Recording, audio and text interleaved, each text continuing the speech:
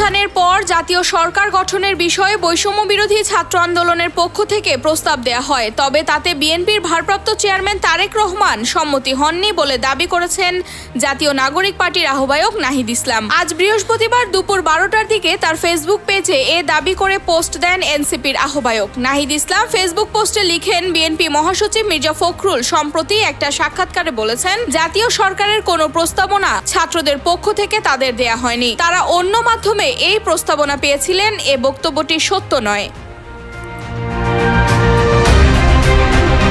5 August রাতের press ব্রিফিংয়ে আমরা বলেছিলাম আমরা অন্তর্বর্তীকালীন জাতীয় সরকার করতে চাই। সেই প্রেস ব্রিফিংয়ের পরে বিএনপির ভারপ্রাপ্ত চেয়ারম্যান তারেক রহমানের সঙ্গে আমাদের ভার্চুয়াল মিটিং হয়। সেখানে বৈষম্য বিরোধী ছাত্র আন্দোলনের পক্ষ থেকে জাতীয় সরকার ও নতুন সংবিধানের প্রস্তাব দেওয়া হয়েছিল। তারেক রহমান এ প্রস্তাবে সম্মত হননি এবং নাগরিক সমাজের সদস্যদের দিয়ে নির্বাচনকালীন অন্তর্বর্তী সরকার গঠনের সাজেশন দেন। আমরা ডক্টর মোহাম্মদ ইউনূসের কথা বলি প্রধান উপদেষ্টা হিসেবে।